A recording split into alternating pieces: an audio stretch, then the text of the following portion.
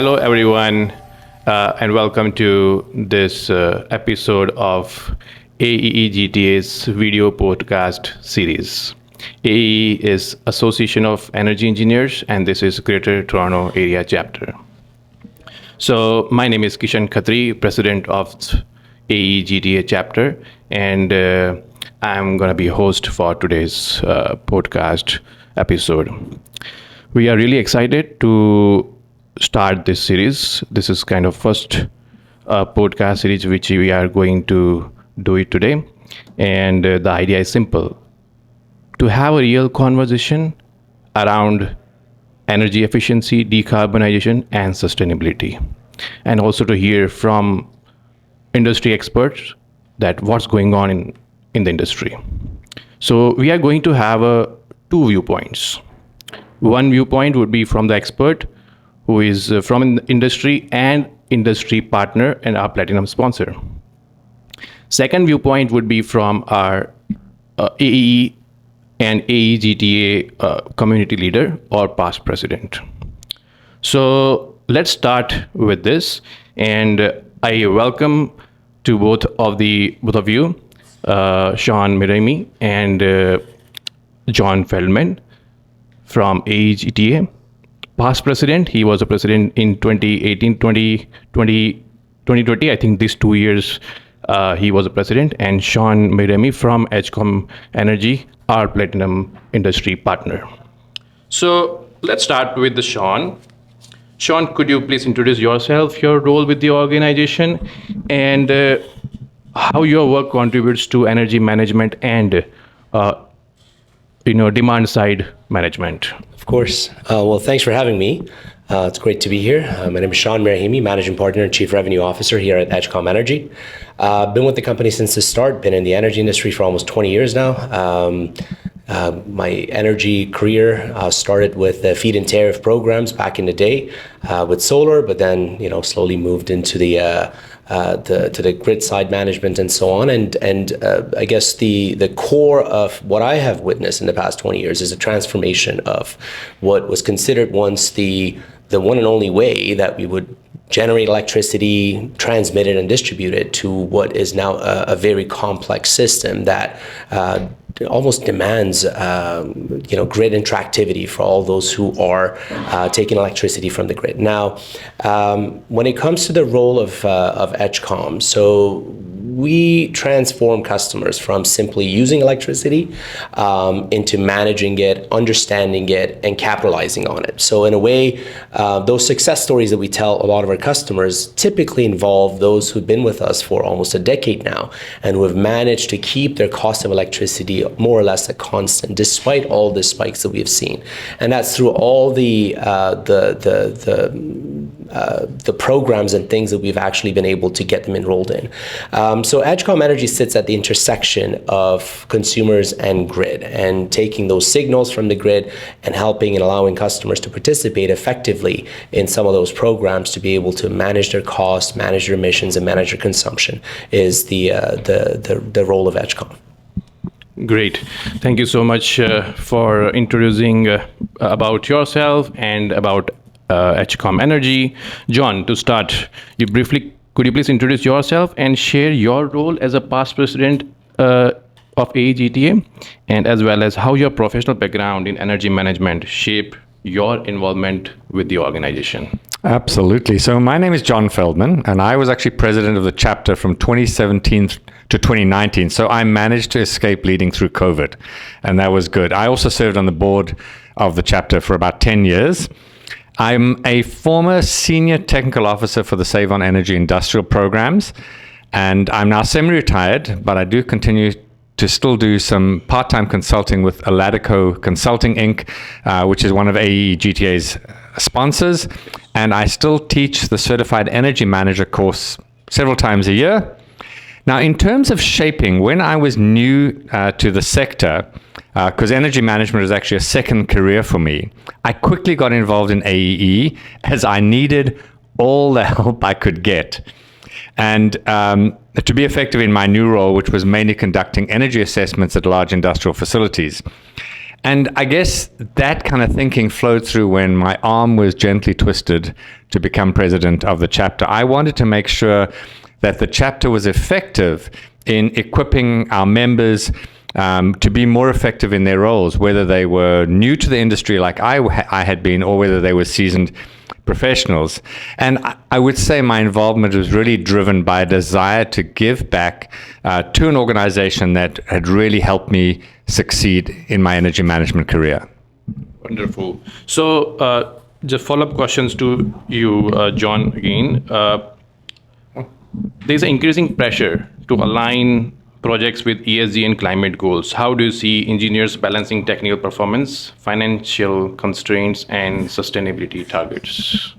Sure. I think it boils down to perspective and framing, as opposed to being technical. Because really balancing technical solutions with business drivers has always been critical to energy management. It's something energy managers always have done. So just ESG and climate goals are the kind of the critical pressing business drivers at the moment. But they are ones that technical projects can directly support. And in fact, good energy management is often the best first step in achieving those goals. So it's important, however, for energy managers to frame those benefits from the technology improvements in terms of the things that are important to the organization. So the importance of those technical deliverables doesn't change, but we need to in order to get to support for the projects, the technical projects, energy managers need to start talking the language of business, not talking about kilowatt hours and kilowatts and gigajoules, but things like sustainability goals and carbon reduction and financial benefits. And I'm not talking just about spinning words to call something different, but it really is about assuring everyone in the organization that we're working towards the same end goals, and that energy management is really a key part of achieving success for ESG and sustainability. Sounds good. Thank you so much for answering this, John. Sean, the question to you. I know Edgecom is doing a lot of work in this sector. You also explained what Edgecom is doing in the terms of providing solutions to the customers. Demand response is becoming a key part of energy management. How does Edgecom help facilities participate in the programs like IESO's incentive programs, any local demand response programs, and more of specifically in Ontario's perspective? Of course, that's a great question. And I think demand response, given the signals that we've been getting from the market, has now become a pivotal program in maintaining the reliability of the grid, while making sure that customers are also incentivized in the right ways to participate in a program like this. And we saw that last year alone, we had over 20 hours of activations, which, the previous years, we wouldn't even cross 5 hours, right? So in a sense, looking at the transition that we're experiencing right now in the grid, going from the traditional way of distributing electricity and producing it and transmitting it to a more decentralized way, programs like demand response become a key component in maintaining, or I guess for the IESO to use it as a second lever in case of emergencies. Now, Edgecom Energy understands that there are two sides to this coin. One is obviously the intricacies of the program itself, being part of that, the auction, registering your aggregated total in the program, and so on. And then the other part of it is to make sure that the participation makes sense. It's one thing to go to a customer or somebody who's interested in participating in demand response and introducing them to the program. There's one individual who says, yeah, you know what, great, we'll do it, right? And there's another to make sure that they're actually effectively understanding the requirements, understanding what it means to be a part of that ecosystem of demand response and capacity auction, and making sure that they're delivering on those promises. So Edgecom Energy, at the core of all this, not only educates customers on the intricacies of the program. We have subject matter experts who read through the program manuals every year when they change and so on, so to have a better understanding of the complexities of the program. But we also have a team of certified energy managers who take the time to go on site to understand the unique nature picture of every business, understand their operational constraints, understand what they can, what they cannot do, what are some of the flexible assets that they might be able to register for the program. And then through, education, not only at one individual, but multi-threading, getting all the stakeholders involved, getting to understand to what it means to actually participate in the program. They're able to get them to commit to something that's more than just numbers. 1 megawatt for $50, $60, $100,000 means nothing when you don't understand the program dynamics itself. So that's our role. So we unlock that visibility through, data and so on, which I'll get into. But then we also walk with them to get them to understand what it actually means to participate in the program, and getting them to recognize the value that's generated by effectively knowing exactly what their commitments are, what sort of operational constraints they have, what sort of flexibilities they'll be able to bring to the table, and eventually deliver on that success that we can both celebrate at the end of the season. Right. I completely agree. Education is also one of the most important part which Edgecom is doing, along with what you are providing the services to your customers. Coming to the question, next question to John.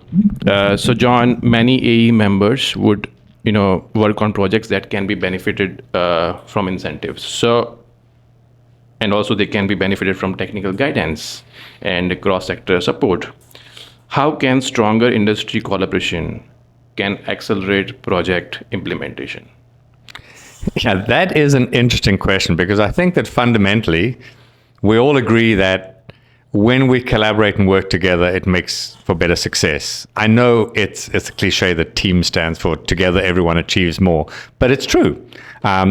And I believe there's a fair amount of collaboration already in the industry between government and users and their consultants and even academia. And Sean was actually mentioning how they're collaborating with the end users and with government. In my mind, however, there are two big challenges for collaboration, and that is between consultants, or amongst consultants, and amongst end users. Because in both of those situations, there are very real and valid concerns about competitive advantage, secret source, trade secrets being given away. But I'm convinced that we can deal with that issue around trade secrets and competitive advantage.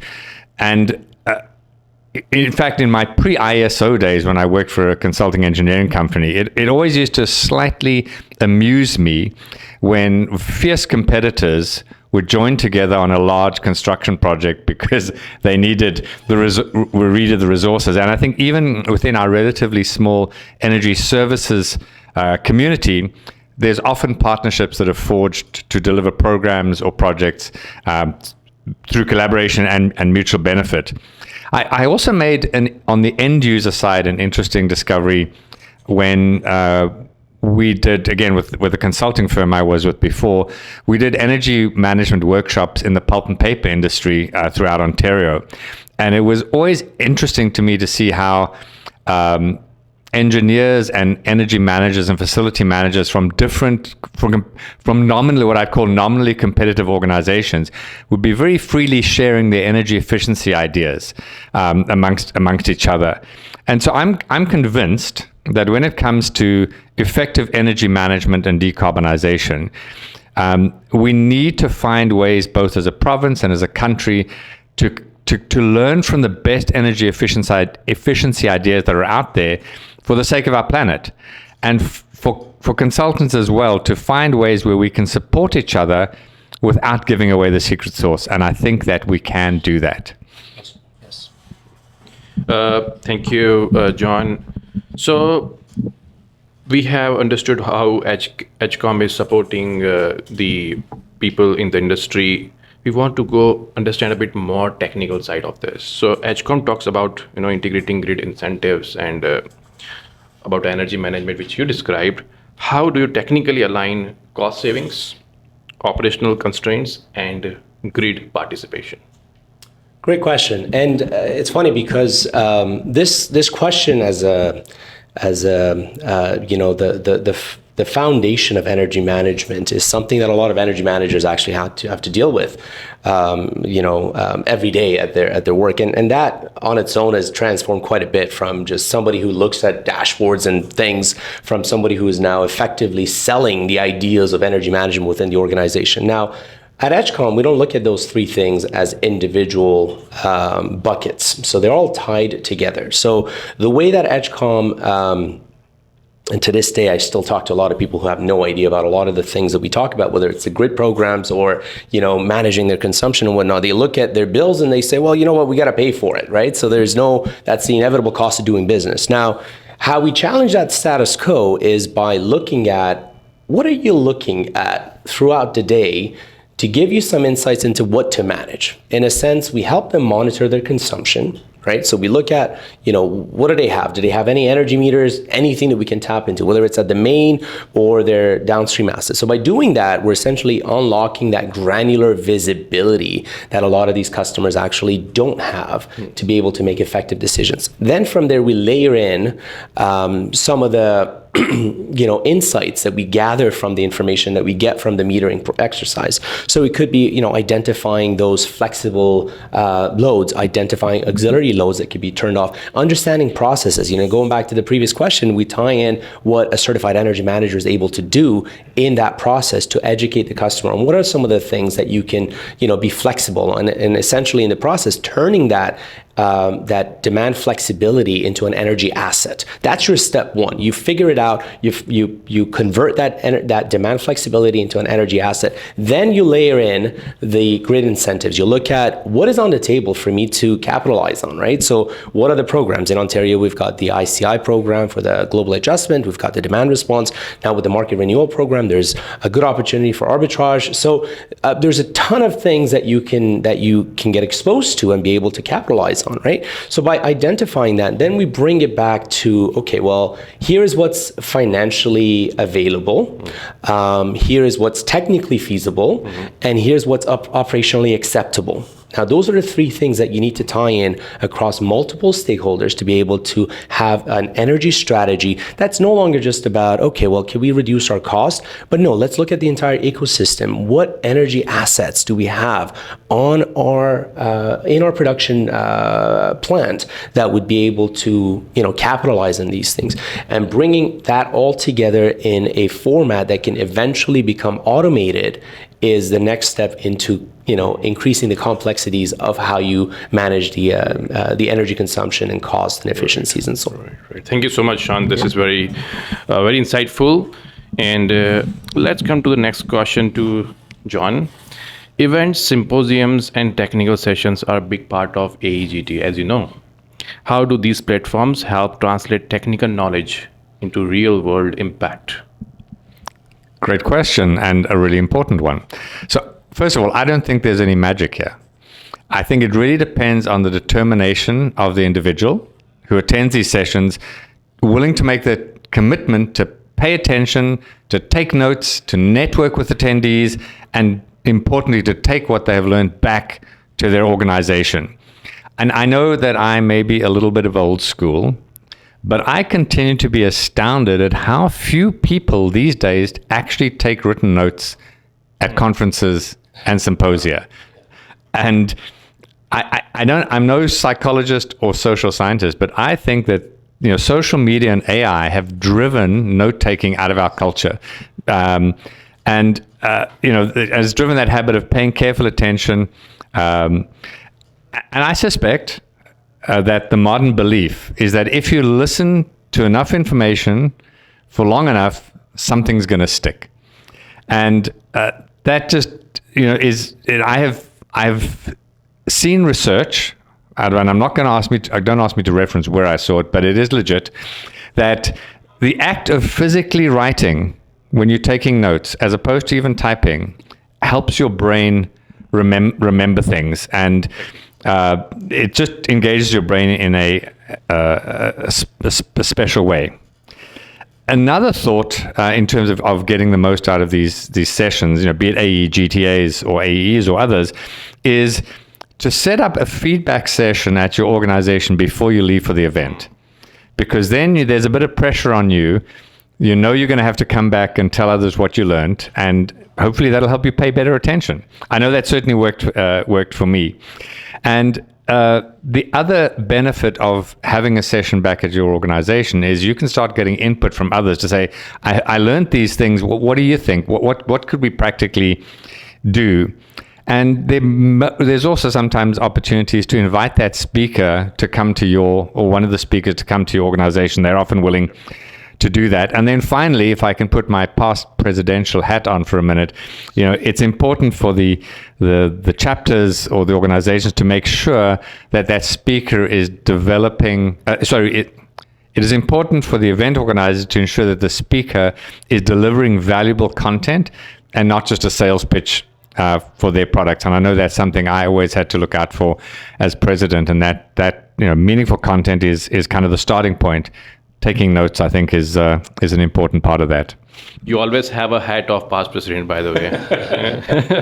He has written notes here too, so. Well, so question to you, Sean. Professional communities like AEEGTA bring together engineers, consultants, building operators. In your view, why are these communities important for advancing practical energy solutions? Excellent question. One of the challenges of our job here is to, when we pick up the phone and talk to a complete stranger, you want to come across as a subject matter expert, right? So a lot of times we're staying ahead of the curve in educating ourselves on all the complexities of the program and so on. So at the core of any initiative, and we're talking about a very complex initiative for a system that's constantly evolving. We're talking about the energy systems in the province or just anywhere in the world. Education is at the core of all this, right? And I alluded to the fact that the role of energy managers these days is far more than just looking at a bunch of graphs and data and so on, and put down on spreadsheets and Excel spreadsheets and what tie it into a sustainability report that the company has.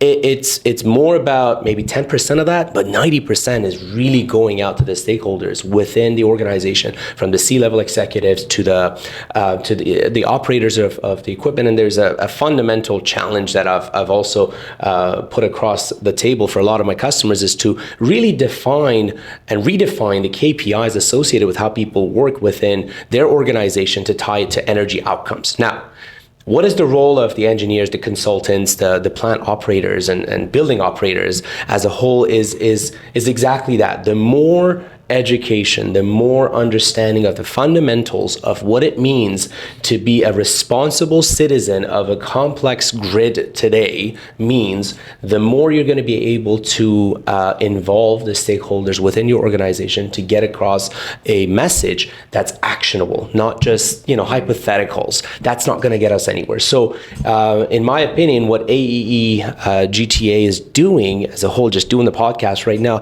the core of this podcast is education. You want people to understand what everybody is doing, right? So why is that important? Because there's a problem here, and that's becoming a universal pain point for a lot of people.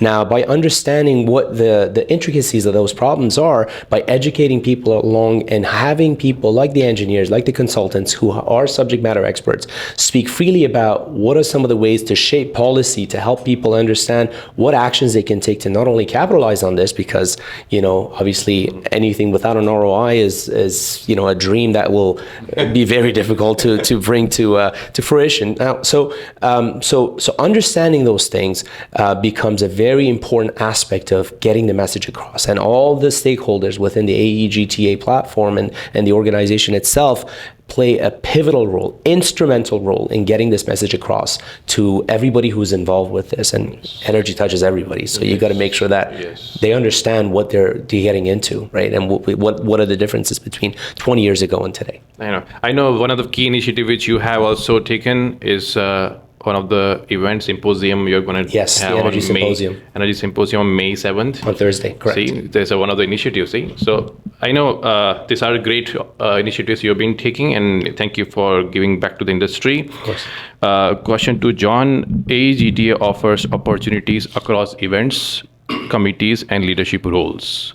This question is now more of volunteering, how to volunteer with the chapter, how to contribute to the chapter, right? So how should members strategically choose where to contribute based on their career goals? So that's an important question. And I'm going to be bold and say, I don't think that you should choose volunteers' opportunities strategically at all. I think that's a bad idea. I think you lose your authenticity if you're going to think about, where should I volunteer best? Where's the best use of my resources? So I can speak from personal experience because the old adage is really true. You absolutely get out what you put in. And when I was first asked to join the board, I tried to help in any way I could. And even if it was a bit out of my comfort zone, because I got to learn things, I got to meet people who became part of my lifelong network and who connected me with others in ways I never could have imagined. And in fact, and this is meant as an encouragement for involvement, is it was a result of those AEE connections that I got nominated to be inducted into the AEE's Energy Manager Hall of Fame. I did not propose myself, just in case anyone was wondering. So that's the badge that you get. And the other interesting thing is I'm one of only 2 Canadians, but both who are in the Hall of Fame, both from this chapter, wow, which I think is quite a kudos to the chapter. So we all live busy lives, and we have to be wise about where we put our time.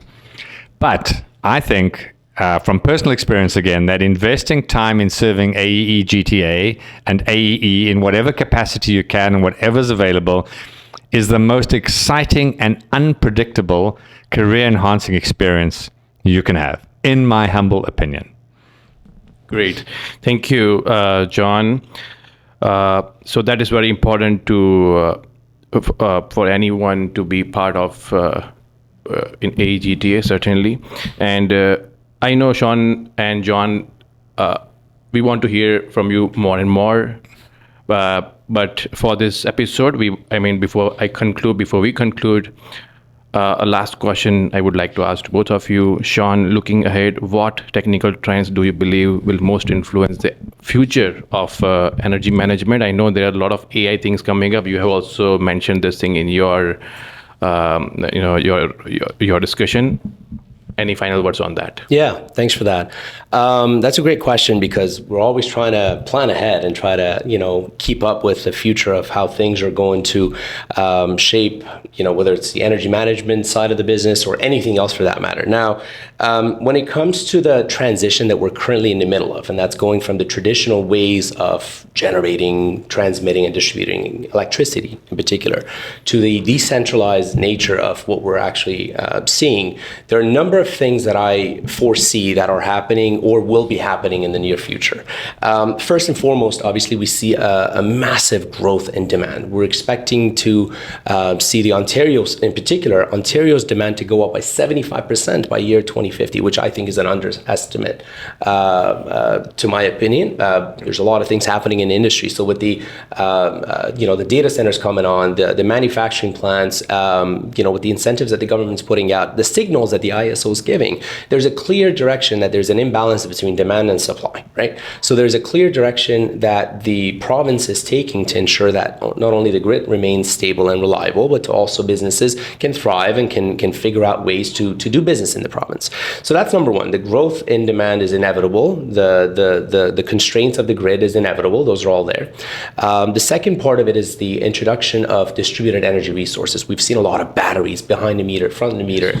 The long-term 1, long-term 2 contracts for the ISO to put in batteries and distributed energy resources on the grid. So that is a key component of how this whole process is going to get even more complex, right? So that's definitely part of what we're already in and will continue to be in for a foreseeable future. When they launched the solar incentives for load displacement early in 2025, $860,000 per megawatt is being supported by the government. What does that signal tell you? It tells you that they are counting and they're putting their money on People who can effectively reduce their demand from the grid, who can become their own sources of electricity for at least parts of it, and continue to drive the economy into that direction. The third thing is the market sophistication. We see changes in the programs. You know, the ICI program was a sophisticated program to begin with. Then came the demand response, and then now we've got the market renewal program that's obviously giving you a lot of day ahead signals as to what direction the market is going. So that on its own requires an entity to kind of guide you through the peaks and valleys of what we're experiencing. And then finally, you mentioned AI-driven optimization, right? So I remember when we launched our EDI, Energy Data Intelligence AI Copilot, which is essentially a virtual energy manager, a couple of years ago. There was a gentleman who was from the automotive industry that we'd never had the opportunity to have a meeting with. He joined our webinar for the launch, and he called me right after the webinar. He said, "You got to come to our plant." So I go in and I asked him, "So what happened?" He had 17 energy managers in the room. He said, "You see, we've got over 5,000 data points reporting around the clock at this plant. And all these people, I can't keep hiring energy managers, right? They're putting up their hands saying that it's impossible to process the sheer volume of data that we're experiencing." So AI is an inevitable part of the future of energy management. Whether you like it or not, you have to be able to adapt to it, right? And there's so many tools. Now, ultimately, and this is where Edgecom is now shining in our next launch, and I'm not even sure if I should be talking about this right now, but anyway, I'll talk about it. There is an agentic way to manage the customized nature of how every facility is supposed to participate in grid programs. So you talk about a building that's got chillers, it's got this, it's got that. You build that into a very customizable. You do it once. Even with a regular AI, you have to constantly be interacting with it. With an agentic AI, you define the flow, you show it the signals, and will make decisions around the clock on what needs to happen for that entity to make the most out of the energy assets that they've unlocked through the visibility that they were able to build within their plan. So there's a lot happening. We're very excited. I think the energy industry alone has got a long way to go. There's a lot of technology that's coming out, and I personally am super excited about what the future holds in that business. But that's true. AI is future, that's for sure. A final question to Jon: what message would you like to share with AEEGTA members and the broader energy community about the future of collaboration in the sector? Thank you. So I'll get back to the people that make energy, the people side of energy management, making energy management work. So again, as I alluded to earlier, I think that the future of energy management sector will be bright if we can learn to work together with our competitors on energy issues and best practices without giving away a secret sauce and competitive advantage. And again, this may sound crazy, but I have seen this done successfully. And one little thing that has generally worked for me in my career is simply to ask. So ask, in this context, ask a competitor, can we have a discussion about best practices, about collaborating or learning opportunities? And, sometimes the answer is going to be no. And I've had those no answers in my competitive, but often it's yes, or maybe even a maybe. And, the silly thing is, if, like they say, 100% of short putts don't go in, if we don't ask, it's a guaranteed no.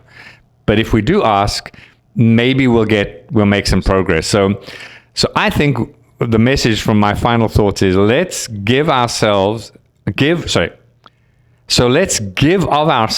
and band together to create a better world as energy managers. Wonderful. I agree more. All right. I think it's time to wrap up now. I hope attendees would have learned many things from this real conversation, and thank you for sharing your thoughts, for your time. This is really very engaging and insightful discussion and conversation.